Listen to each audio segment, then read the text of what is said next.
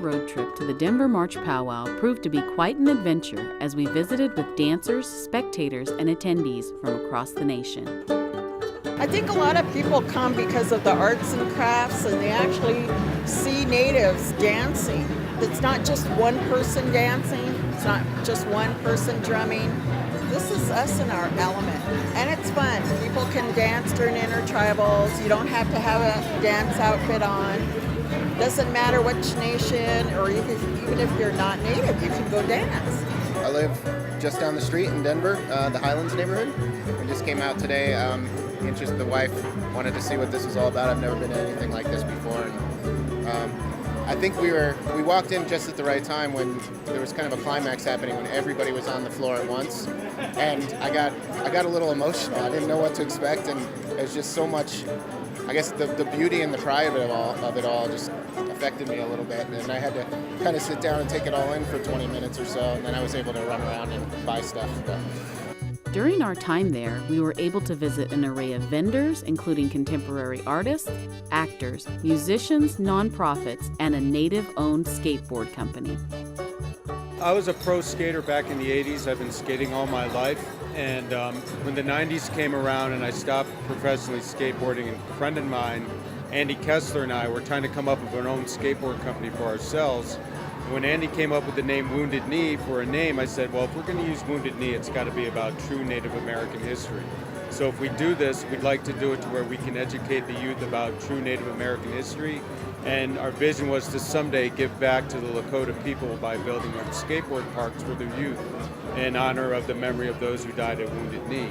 So that was in 1998. And ever since then, we were striving to educate people, awareness in the skateboard community about tribal issues, and just make connections and network to eventually find the connections to build out on the Pine Ridge Reservation. Jim's a pro skater, you know, and I did some skating, but I'm more in the art scene side of stuff, and so our combined efforts together, I designed boards for him, Wounded Knee skateboards, and we just had this goal to combine that and make it even bigger. So the Stronghold Society is a nonprofit we started to support our youth through the creative means of skateboarding, music, art, design, film, photography, spoken word, writing, whatever creative expressive means we can come up with to help support them through what we call our Live Life Call to Action campaigns. So we do big events here in the Denver, Colorado area. We're doing a lot of promotion here today at the Denver March Pow Wow. And our biggest program out of our Stronghold Society efforts is our building of skate parks on native reservations.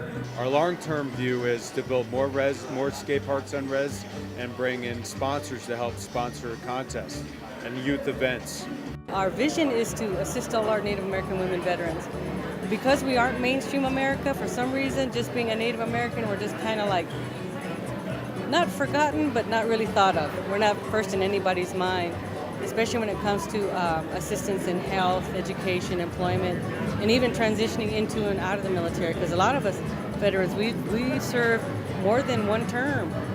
Warriors aren't always the men. We're out there fighting too, and we get shot at too. As part of our business, you know, we usually go out of LA. We're based in LA, and we go out of LA to try to, you know, basically get people to recognize our label and also get the message out. You know, like most of our designs are based on oral tradition or ideas or indigenous philosophy, and we try to share that by going outside of our community to be able to connect with other people as well. I mean, like for example, like this shirt, you know, which is a take on End of the Trail, you know what I mean? A lot of people find it a little offensive, but I'm like, yo, that's part of reality. You know, that's what actually happened. When people see End of the Trail, like nobody gets upset about that. People feel or see that image as, oh, that's the truth. Indians were defeated, you know? And for me, it was like, man, I'm gonna turn that around. Like, I don't want our people to feel defeated, you know what I mean? And so I kind of mocked that image. But at the same time, it's like I use a little bit of humor, you know? I was like, taking that quote from Crazy Horse, and I wrote, it was a good day to die, you know what I mean?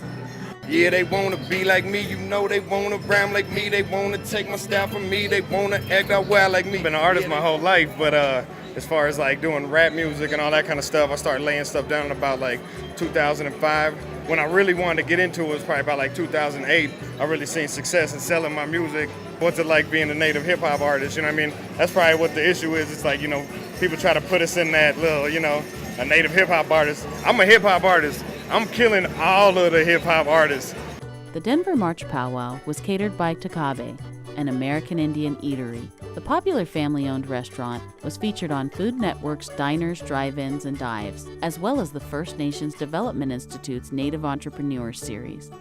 We visited the restaurant after a long day of shooting and tried their now famous Indian tacos, bison ribs, and locally brewed sodas.